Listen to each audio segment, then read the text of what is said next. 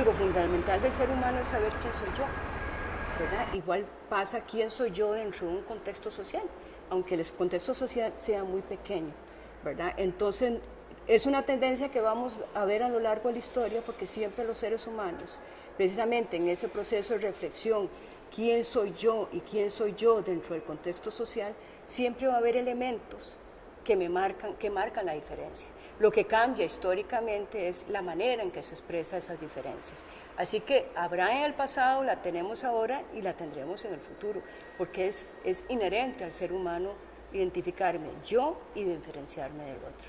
Las subjetividades son específicas en un tiempo y espacio y por tanto se relaciona con la identidad, porque la identidad es la manera en que nos sujetamos, nos adherimos a una subjetividad específica. Entonces podemos hablar de una subjetividad y una identidad en un espacio y tiempo determinado. Y en palabras muy sencillas tiene que ver en que yo como sujeto, cómo me relaciono con lo que la cultura decide en determinado momento, cómo debo comportarme en ese espacio cultural. Los indígenas representaban a través de imágenes alusivas en la orfebrería, en decoraciones o modificaciones corporales, su entorno social y el rol que jugaban en él. Un simple collar o su vestimenta dotaba de significado su estatus dentro de un grupo. En la actualidad, ¿qué rol juega nuestra vestimenta? Muchas veces son desnudos con algún elemento, digamos, de tejido o alguna decoración o algún adorno corporal o algún tipo de tatuaje o alguna pintura facial o corporal. Claro, y el peinado, ¿verdad? Hacia atrás, eso se lo hicieron a propósito para una actividad muy particular. Y estamos viendo que él está como participando en algo, es como, inclusive se ve como cierto movimiento de participación. Podrás ver, por ejemplo, que algunas piezas tienen procesos o modificaciones que puedes ver en el cuerpo. Modificaciones que van, por ejemplo, desde las deformaciones craneales, modificaciones, por ejemplo, en los dientes, que son permanentes, los tatuajes, algunos de ellos, ¿verdad?, que son modificaciones que haces en el cuerpo para toda la vida. Y algunos de estos tienen que ver de procesos que necesariamente tienen que iniciar desde pequeños, como por ejemplo la deformación craneana. ¿Cómo podríamos entender esto? Por supuesto que todas estas modificaciones tienen que ver con elementos de identidad, y específicamente estas deformaciones craneanas sabemos que tienen que ver con sectores de la sociedad de alta jerarquía. Entonces tiene que ver con un proceso de identidad, de distinción social, pero por supuesto que se construye dentro de un contexto cultural. Fuera de él no tiene cabida, porque no tendría sentido, no estaría comunicando nada. En algunas piezas cerámicas se pueden ver algunos elementos tatuados. Pero si nos vamos, por ejemplo, a las crónicas del siglo XVI, por ejemplo, en la zona de Guanacaste, Gonzalo Fernández de Oviedo describe, para mediados del siglo XVI, los esclavos eran herrados y tatuados en la cara para que todo el mundo supiera que era un esclavo, ¿verdad? Y si se zafaba del grupo, pues saber quién era. Eso es un proceso de identidad, pero la identidad es que yo me diferencio de otro. Puede ser a nivel de distinción social, porque estoy en un nivel de jerarquía superior, o como en el caso de los esclavos, porque estoy en el nivel inferior. Así que, como ves, las modificaciones pueden tener muchas significaciones, pero lo importante es que se dan porque identifica quién soy yo, pero en contraposición con otros. Entonces son elementos de identidad, pero que me marcan la diferencia con los demás. Sí, esta figura es muy interesante porque primero es una de las figuras femeninas más grandes, digamos, encontradas en el país, encontrada en la subregión de Guanacaste. Estas rosetas que ves acá es una recreación de la piel del jaguar y esta de este lado sería de algún tipo de reptil. Entonces ella está decorada para algún también evento especial. El llevar ya esto la hace particular, podría ser también una persona de cierto rango dentro de esa comunidad que participa en ceremonias especiales. Es muy interesante lo que me decís de la pintura porque eso, a pesar de que está desnuda, de alguna forma sí lleva un traje. Lleva un traje porque no es lo mismo que estés desnudo, porque ya se hace visible, activas, o con solo ponerse un adorno ya activa, digamos, su espacio social. ella entonces tiene presencia dentro de su grupo. Va a darse a conocer, digamos, dentro de su grupo, la gente va a admirarla, pero también porque ya ella va a figurar, va a ser una persona que va a tener cierta autoridad. Llevamos una segunda piel, una piel que escogemos o nos imponen a través del vestido, que nos hace libres o esclavos. ¿El quién soy? Probablemente se responde a través de la forma que escribimos sobre nuestro cuerpo.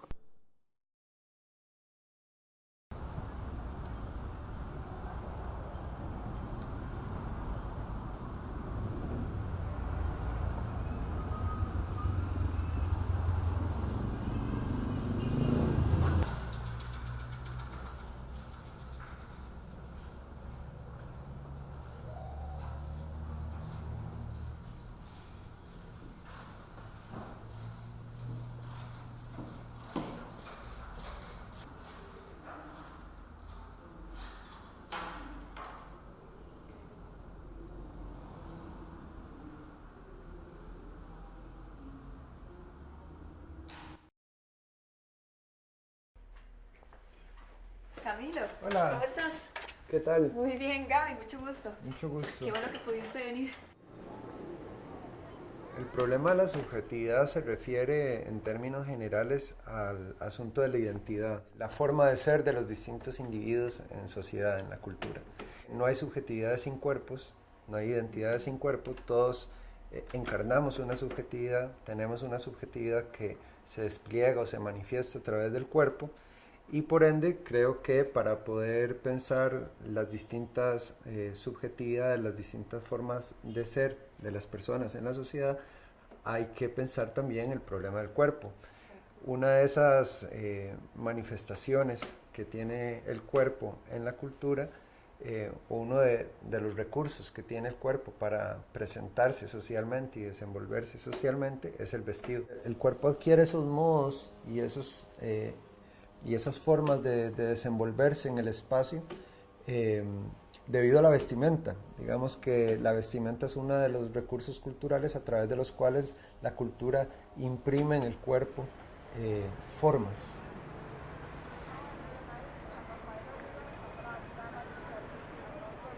En la búsqueda por saber quién soy yo, me miro al espejo. Este no refleja mi imagen. Veo a familiares, a mi mejor amiga, un par de vecinos, a la profe de la U, a la muchacha que siempre me atiende en la pulpería, a mi compañero de trabajo. Por la imagen pasa mucha gente. Me diferencio de ellos, pero también me identifico. Puedo ver que compartimos mucho. Un idioma, un lugar, ciertos conocimientos, algunas costumbres en común, gustos en comida o música. Entonces me pregunto, ¿cómo plasmo mi realidad interior? ¿Cómo le digo al mundo quién realmente soy yo? Desde el lente veo personas pasar frente a mí. En sus ropas veo más que la moda del momento. Divisamos cuerpos vestidos de acuerdo a su ser biológico. Podemos intuir a qué se dedica esa persona, a qué región pertenece, a qué se oponen. Cuerpos vestidos que responden a una época histórica. Nuestra identidad, nuestra subjetividad se encarna dentro de ese gran marco cultural que nos da unas ciertas reglas o unas ciertas pautas de cómo actuar, de cómo vernos, de cómo comportarnos y de cómo relacionarnos unos con otros. En ese sentido, la vestimenta puede establecer una relación de poder entre cuerpos o entre instituciones y personas en la medida en que la moda pasa por una serie de reglas de cómo deben verse los cuerpos y de cómo deben adornarse los cuerpos y de cómo deben relacionarse estos cuerpos entre sí. En esa medida es que yo considero que la vestimenta no se limita a cubrir el cuerpo, sino que es uno de los recursos, como la alimentación u otros más, que determina cómo son los cuerpos. A través de la vestimenta me parece que hay un procedimiento fundamental que es el de imprimir unas formas al cuerpo, es decir, el de generarle al cuerpo unos contornos, un cierto espesor. Durante mucho tiempo la manera más inmediata de identificar a qué clase social pertenece un cuerpo es la vestimenta. En ese sentido la vestimenta es una especie como de de sistema identificatorio que permite que nos reconozcamos unos a otros. A nivel étnico también, las ropas, digamos que nos permiten actuar nuestra pertenencia étnica, ¿verdad? El modelo es un poco, el modelo explicativo al que estoy haciendo referencia es un poco el del teatro, para que se entienda mejor, ¿sí? Como que no hay personaje sin un vestuario, ¿verdad? Bueno, apoya. exactamente, y socialmente también necesitamos apoyarnos en las prendas para hacernos con una subjetividad, para hacernos con una identidad. No podemos hacernos con una subjetividad de clase, ni de género, ni étnica, incluso ni siquiera racial, sin echar mano de estos elementos culturales. Hola. Hola Gaby. Daniela, ¿cómo estás? Bien, ¿y vos? Bien, por dicha. Qué bueno que te encontré. Sí. ¿Podemos hablar un poco de qué es Hilo de Pez? Claro. Sí. Ujú. Ok, si gusta, no sé, me acompañas y vamos explorando un poco qué es Hilo Por de Pez. supuesto. Sí. Me inspiro de los paisajes, me inspiro de todas las vivencias que tengo día a día. También a veces como si estoy feliz, lo expreso, no sé, dibujando, o dibujando ya sea el diseño y después haciendo el patrón, poniendo alguna música que me guste, comiendo algo rico, no sé. ¿Hay algo difícil como en el proceso de elaboración o de creación que vos decís? Tal vez a veces como sacar ese tiempo que es para vos, para lograr plasmar algo que de verdad te representa, que de verdad estás sintiendo. Me imagino una mujer aventurera que le da, bueno, que le gusta mucho ir de paseo, de ir a la playa, visitar la montaña, tirarse en las pozas. Que sea ella misma, más que todo, que le guste expresarse por medio de la ropa, que le gusta divertirse, mezclar colores, mezclar texturas. ¿Y por qué diseñar ropa? Diseñar ropa. Es que es como la manera de expresarme, la Sí. manera de crear algo que a la gente le va a gustar al fin y algo con la que las personas pueden expresar su personalidad y lo que quieren decirle al mundo. ¿Me permitís tomarte una foto? Claro. Sí, buenísimo.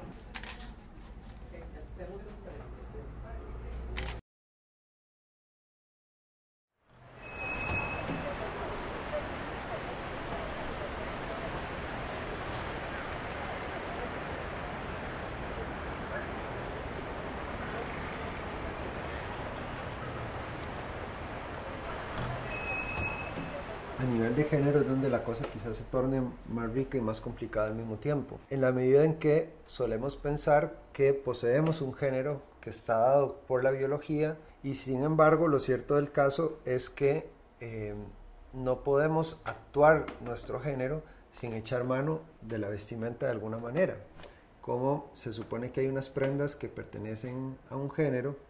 Un buen ejemplo es el pantalón, que durante un montón de siglos ha sido una prenda exclusivamente masculina, y hay un momento en la historia donde las mujeres dicen, bueno, pero un momento, ¿por qué no podemos nosotras también usar pantalones? Pasa que se transforma nuestra idea del género, y los estilos de género tienen que ver con esa posibilidad que ofrece la cultura y la ropa de cambiar lo que entendemos por feminidad, por ejemplo, y encarnar la feminidad de formas que no estaban previstas por los sistemas de regulación o por los sistemas de poder desplegados por la moda.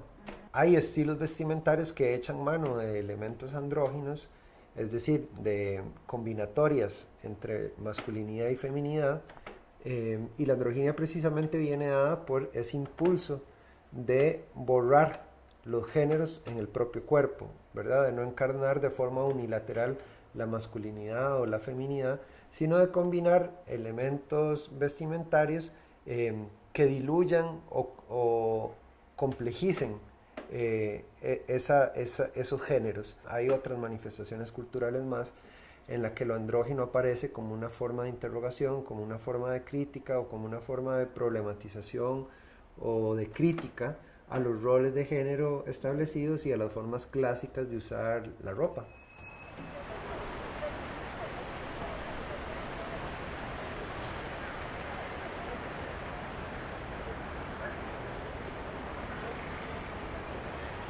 Más como por mis ideales, ya que trato como de expresarlos, no solo como, no sé, abiertamente, ¿verdad? O sea, hablando, lo que sea, sino también como en la ropa. Por ejemplo, comprarme camisas que no, que significa algo para mí, no simplemente, no sé, comprármelas por comprármelas, algo así, sí voy a comprar, ¿verdad? En realidad cuando escojo la ropa que uso me gusta que sea como ruidosa y que tenga muchos colores, porque yo la escojo generalmente por colores, y si el día está como feliz, escojo un atuendo feliz, si está como lluvioso, escojo algo que combine con ese día, como para sentirme en conjunto con el día y para sentirme cómoda en realidad.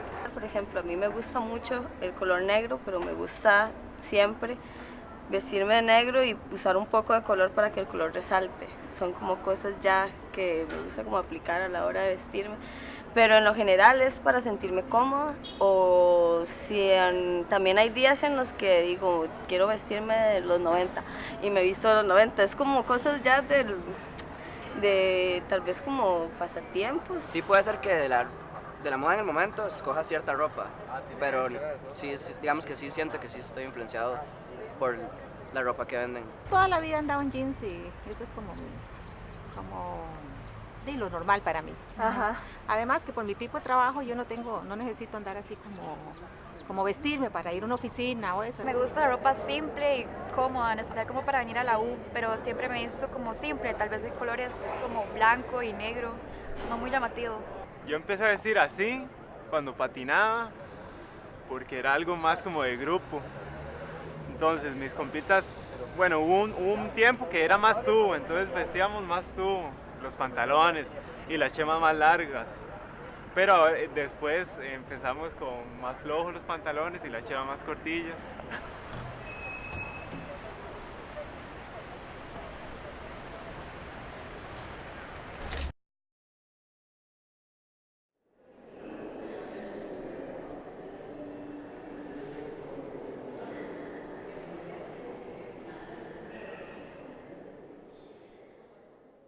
La biopolítica tiene que ver con esta regulación de lo que los cuerpos hacen y digamos en sociedad, de la manera en que los cuerpos se mueven y se interrelacionan en sociedad.